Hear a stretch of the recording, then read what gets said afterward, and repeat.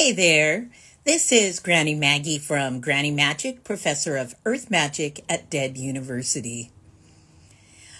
Because it is the waning moon season, and a lot of people seem to be in need of cutting all kinds of different cords, I did post a lot of different memes around cord cutting.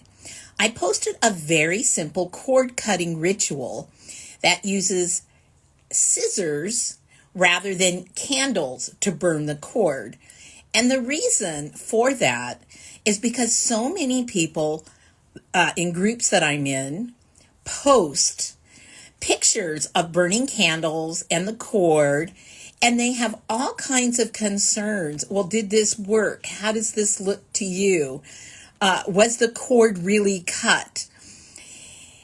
I posted a cord cutting ritual where you can be sure the cord is cut because you're using scissors.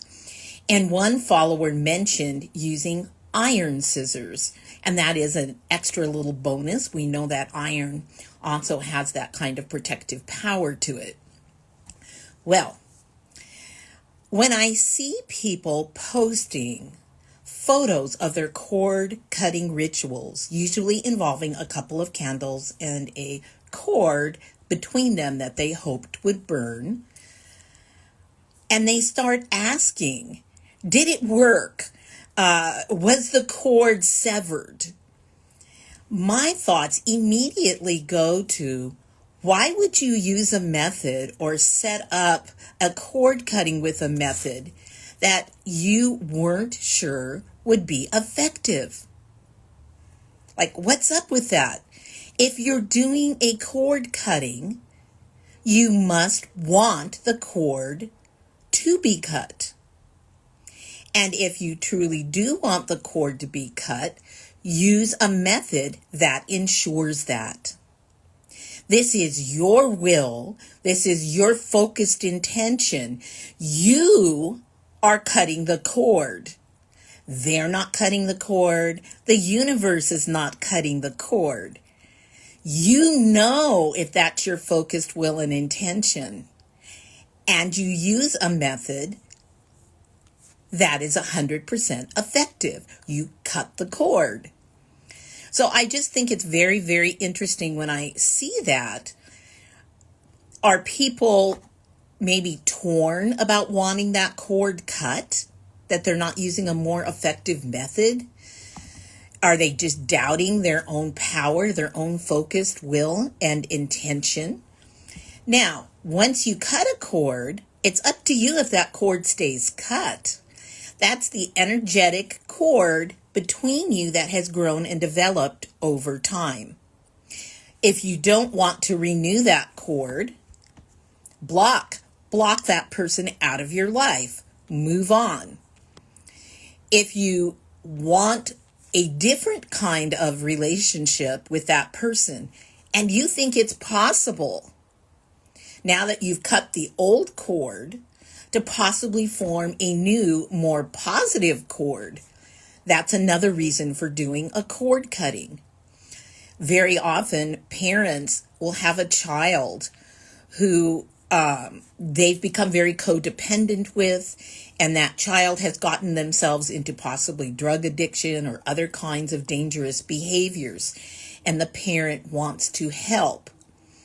They know that the relationship they currently have with that child is not a helpful, healthy relationship. And so they cut that cord so that they can establish a new energetic cord with that child that's based on health and positive things. So I'm looking at all these little waving hands and it distracts me. So that's kind of the nitty-gritty with cord cutting. Okay? Use a method you know is going to be effective. When I have burned candles and tied a cord between them, because I have used that method on occasion, I find a cord that I know will burn, because that's the point of it. I do it in a place where those candles are going to probably burn undisturbed. I'm going to buy candles that have good wicks, good wax. I'm probably not going to choose cheap dollar store candles for my cord burning. I'm going to use candles that I know will burn the way they're supposed to in a space without drafts or other kinds of things that could affect how it burns.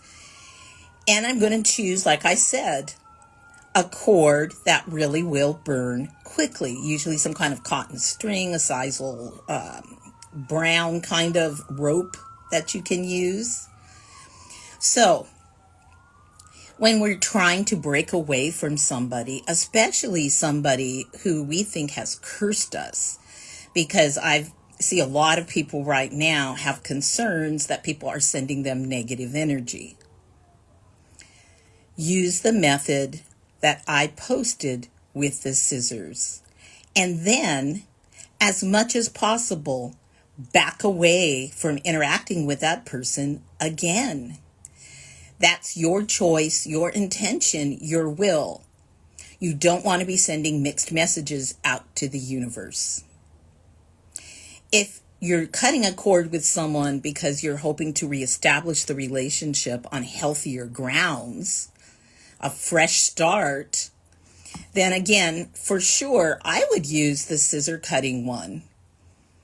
That's just what I would do with it, and I would probably bury the pieces of the cord rather than burn it, because you're hoping to grow something positive from that severed cord. But in all of these, you do what works for you, what makes sense for you. Anyway, so that's basically what I posted. Another thing I wanted to mention is a lot of times I post a spell chant to kind of inspire you or to help you think about words or ways to express things. You do not have to use that chant word for word. I encourage you to use it as a source of inspiration. The chant isn't a spell in and of itself. You build a spell around that chant. So a lot of the times, for example, the prosperity and abundance chants, you can use them with your money bowl. You can use them in other spells that have to do with wealth and abundance. You can create your own spell. You can add your green candle. You can dress the candle with prosperity oil, with herbs like catnip or basil, things that are going to move that money towards you, a little bit of cinnamon.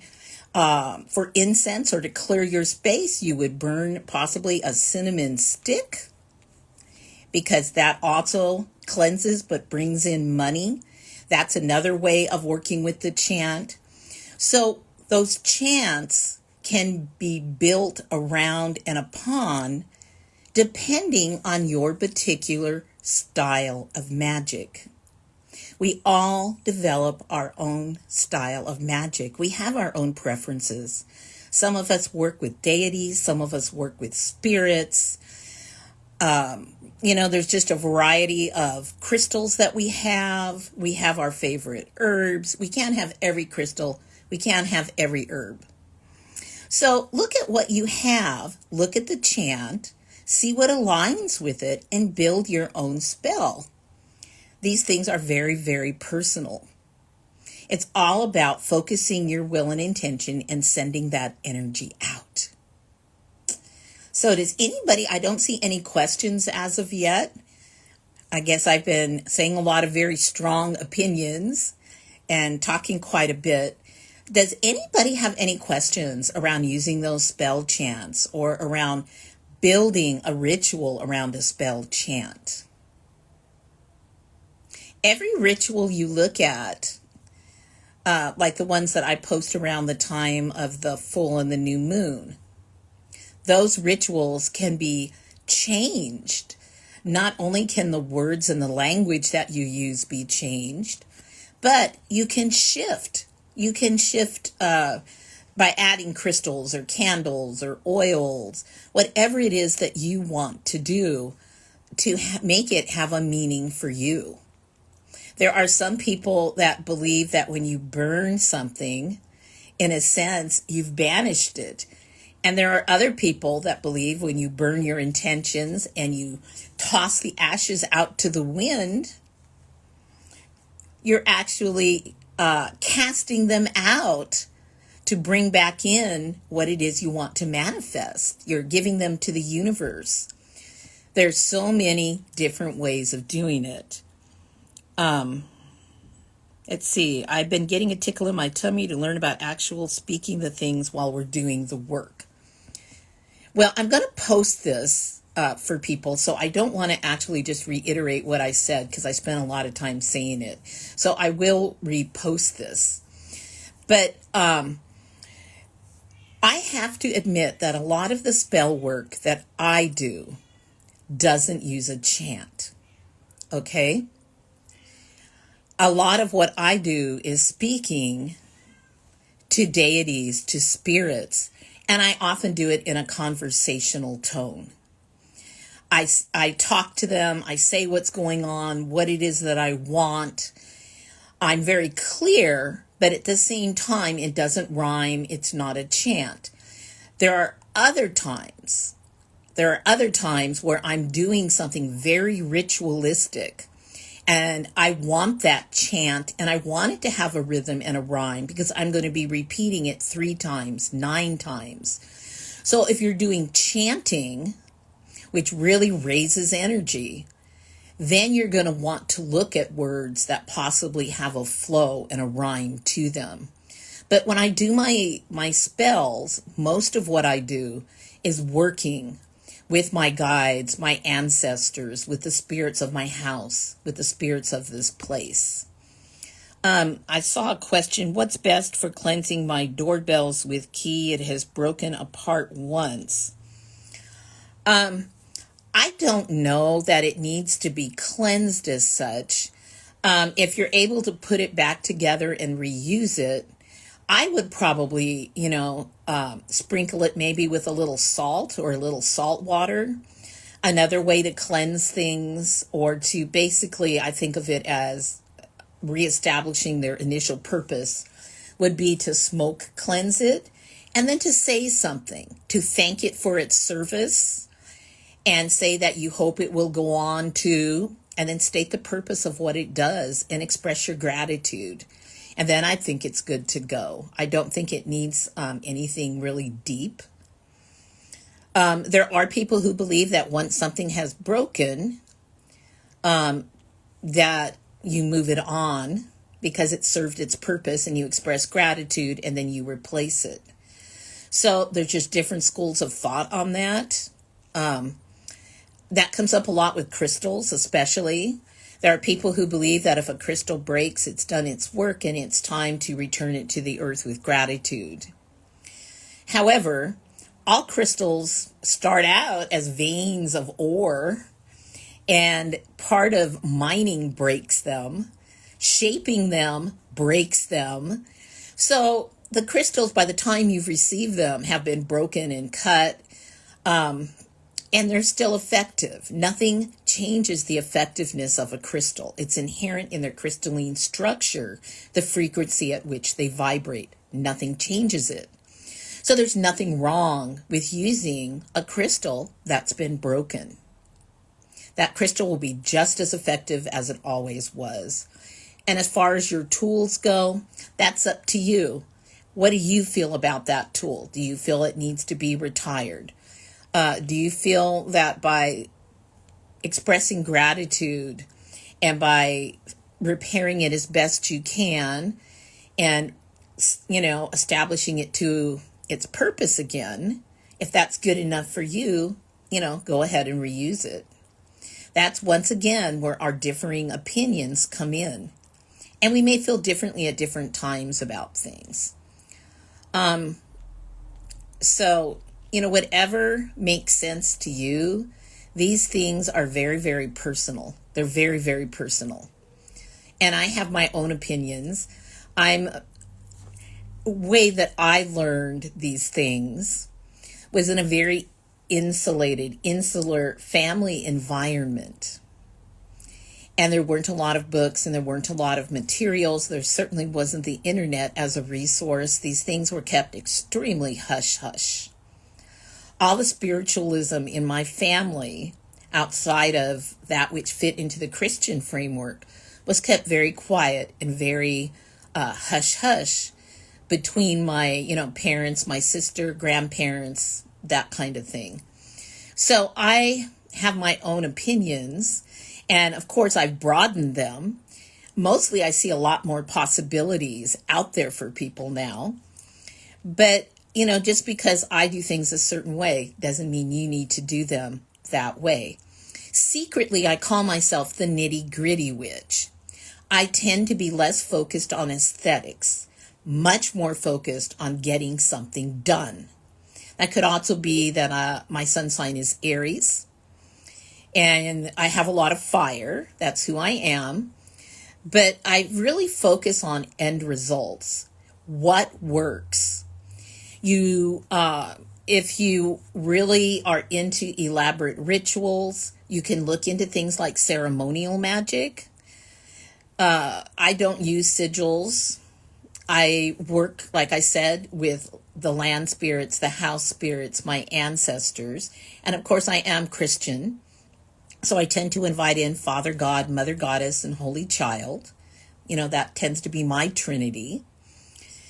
And I think my spell work sometimes is very off the cuff. A lot of people are waiting for certain phases of the moon, which in some ways I think I like working with the moon energies. I think it gives a real balance to what it is that you're doing, that you cycle, that you have this cycle where, you're sowing your intentions, you're working hard at your manifestation, and that peaks with the full moon. And then after that, really evaluating and re-evaluating what it is you need to manifest, what you need to do to strengthen your intentions, really looking at going deeper within. So it's a balance. But at the same time, if something important comes up and you really need a spell sent out to the universe for something, my goodness, have a box of just white tea-light candles, grab one, put it somewhere safe where it can burn, light it, and just focus your energy and your intention and send that out to the universe. Use your own words, use your energy. If you're able to visualize it, feel it. And that takes less than 5 minutes. So a lot of my magic, honestly, is done kind of on the fly like that. So, but the biggest thing is not always questioning. Oh, thank you. That's very sweet. Knowing you've put your focus and your will and your intention, and then letting it go. Not asking people to evaluate your candle flame or read your wax. They don't know where that candle came from. They don't know what the quality of the wick is. Candles now are such a blend of different waxes. I can't even, think that they all burn the same way and it would mean the same thing. They don't know if you had a draft in that room, if you opened the door when the candle was lit. There's so many things. In your heart that your spell will be effective because you put your will, your strength, your power into it. You rest in the intention and then walk away from it and let the magic work. Don't doubt it. Don't run to everybody to show them pictures of it and get their input as to whether or not it's going to work. You're undermining your own magic by doing that. And that brings it full circle back to what I see when people do these cord cuttings. And they do it in a way that they feel leaves some ambiguity as to the effectiveness of their work. Okay? The cord can grow back again. That doesn't mean you didn't cut it. It means you didn't follow up by really blocking and warding yourself against that person and their future interactions with you. Your borders and boundaries weren't up strong and intact with that person to support the work that you did in cutting the cord. So please don't doubt your magic. Use methods you're comfortable with. Use methods that are 100% effective, at least in cutting and severing the cord. And then follow up. Follow up after your ritual or your magic or your spell or your chant. Follow up so that your boundaries, your borders are up. You're doing the work so that the universe can open those doors and windows to you. You have to be in motion to be able to walk through those doors as they open. You have to be able to look out that window and make some decisions and choices. It's all a whole package of what you're doing. It's almost like you're a walking, living spell, standing confidently in your power and in your energy, and full of gratitude for the support that you receive from the tools that you use, the crystals around you, your guides, your spirits, and so on. I wanted to work. Oh, somebody here's talking about wanting a spell to possibly move or work somewhere else. Once again, there's not any particular thing to do. You look at that. You look at what intentions you're sending out, what steps need to be done to manifest that. And you have your magic over here where you're sending those intentions out. You're speaking manifestations. You're speaking self-affirmations about, I will have a wonderful job in this country, fill it in. You say those affirmations, put them up on your mirror, say them every day. Take practical steps towards manifesting that job in that country. Find out everything you can. Do what you need to do. And then the magic will come very naturally. Lighting the candle, expressing to the universe what it is that you want to manifest. If you want it to go more quickly, looking at herbs that are also a catalyst. A little bit of cinnamon brings in prosperity. It speeds spell work up, that kind of thing. Okay? And if you feel like you can't, quote, write a chant or a spell, wow, just go ahead and talk to the universe. Tell them. I'm not reading people in this, and I'm not reading people that I don't know and can't see and telling you what your spirit guides are telling you. This is not a reading. Here's something I can address. What if you feel like you've lost confidence in your magic? I don't know why that would happen. Only you know exactly why that would happen and how to address that.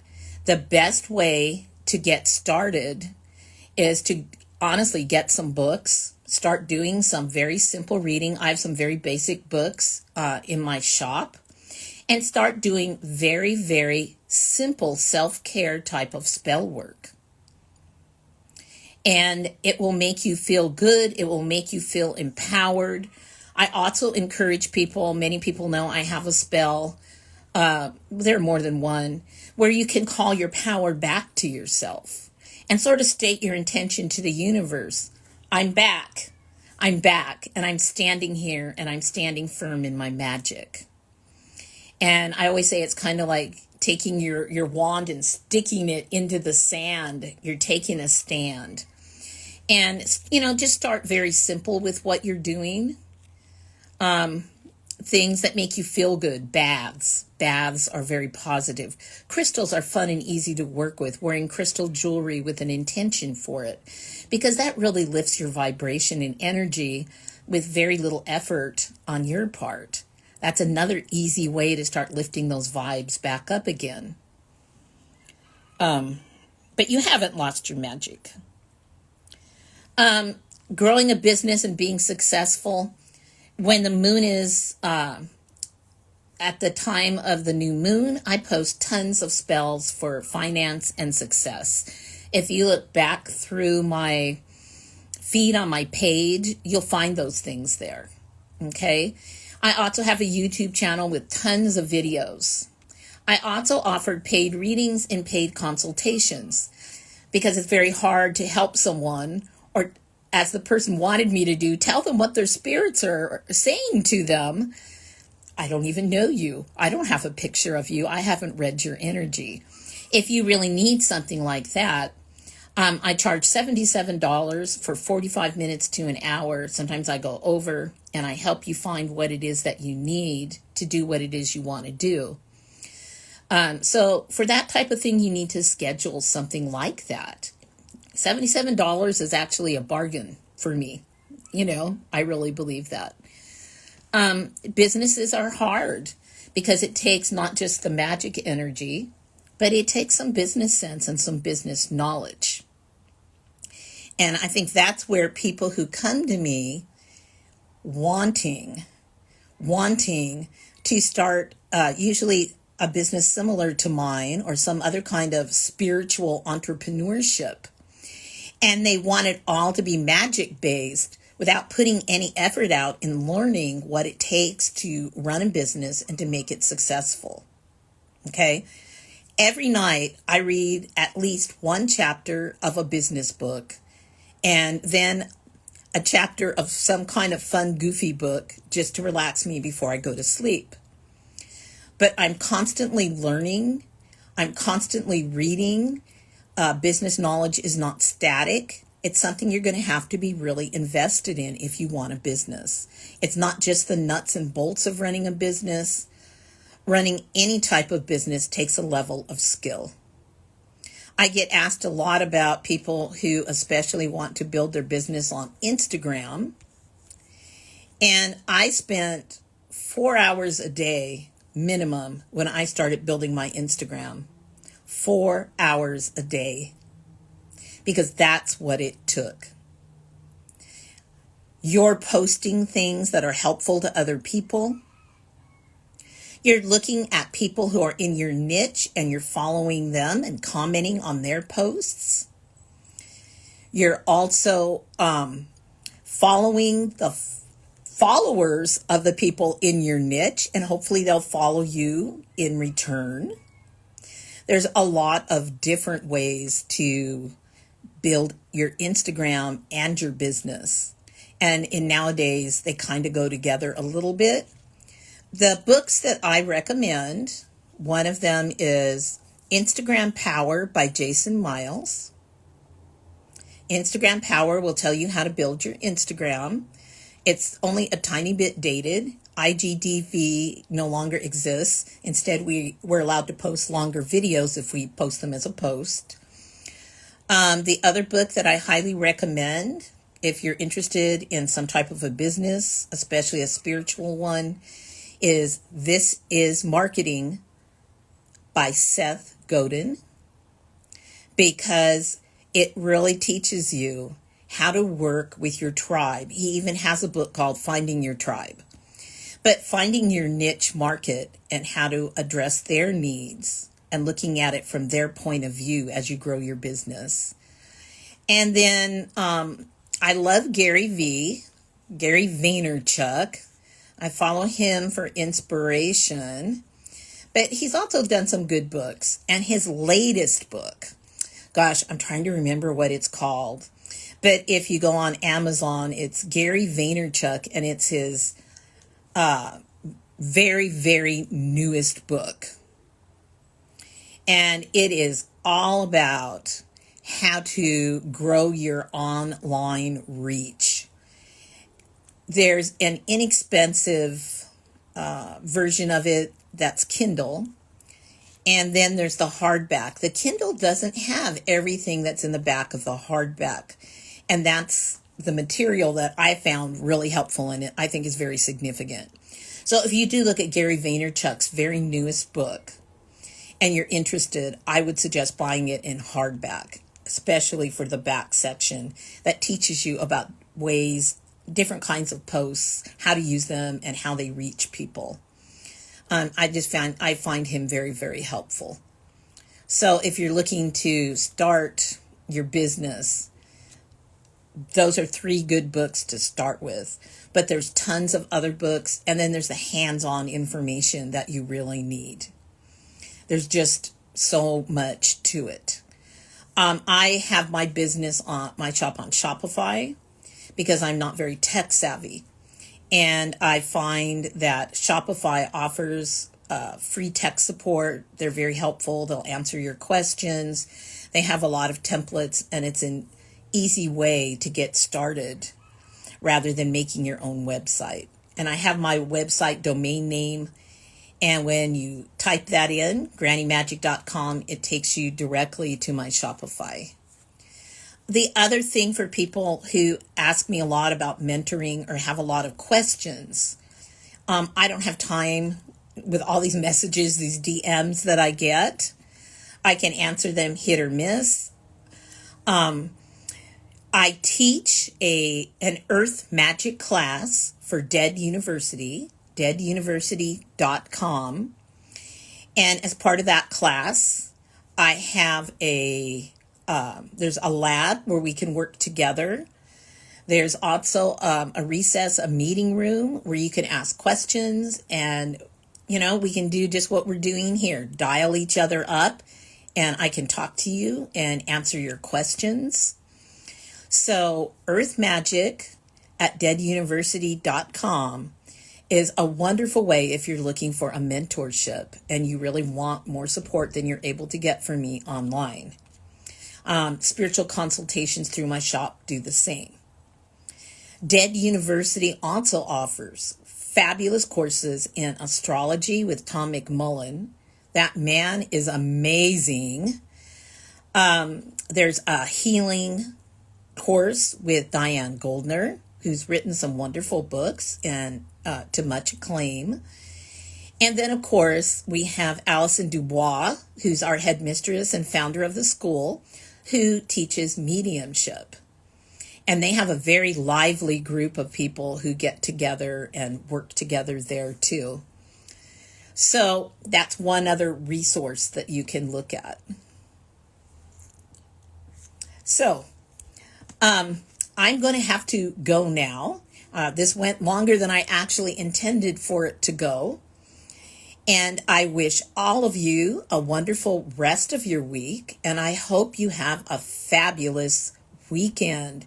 This is fall. It may not feel like it because of the weather here, but I know it's fall. The plants are starting to shift their energy and dropping leaves.